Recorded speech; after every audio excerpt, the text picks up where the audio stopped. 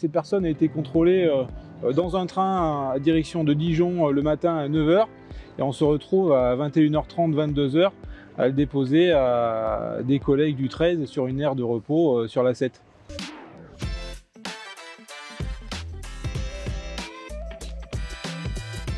Nous sommes aujourd'hui dans le Rhône avec l'adjudant Arnaud. Bonjour mon adjudant. Bonjour colonel. Vous pouvez nous en dire un peu plus sur votre métier? Je suis adjoint au commandant de la brigade des transports en commun du Rhône.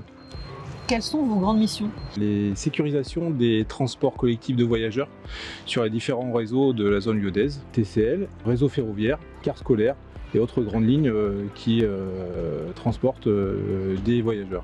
Est-ce que c'est le métier dont vous rêviez petit? Non, je voulais être pilote hélicoptère dans la Latte, l'aviation légère de l'armée de terre. Et c'est à l'issue de mon service militaire en gendarmerie que j'ai décidé de poursuivre et de m'engager dans la gendarmerie. Vous avez une journée type? Tous les matins, quand j'arrive au bureau, je vais checker les mails, les comptes rendus de service des équipes qui ont travaillé le soir la veille. Je vais gérer les services des sous-officiers et des réservistes et entretenir les communications, le partenariat avec les différents responsables des transports. Et du coup, quel est votre parcours pour arriver jusqu'à vos fonctions actuelles? J'ai été gendarme adjoint volontaire. Ensuite, j'ai passé le concours sous-officier. Je suis allé à l'école de Montluçon. J'ai ensuite intégré l'escadron de gendarmerie mobile de Moulins. Et par la suite, j'ai été affecté en brigade territoriale dans le Puy-de-Dôme.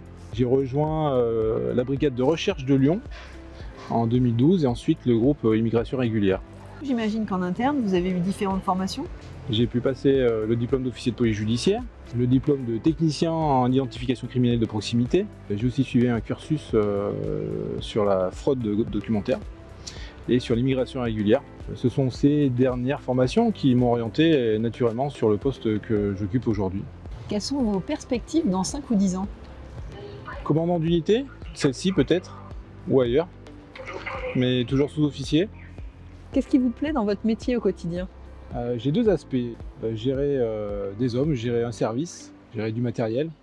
Et puis le deuxième aspect, purement opérationnel, où chaque journée est différente. Quel conseil vous donneriez à quelqu'un qui veut rentrer dans la brigade mobile des transports en commun? Être volontaire et avoir envie d'aller vers les gens. Qui n'ait pas peur de rester souvent debout, parce qu'il va passer entre 7 et 8 heures dans les transports. Il va beaucoup monter, débarquer et marcher. Est-ce qu'il faut avoir des formations spécifiques?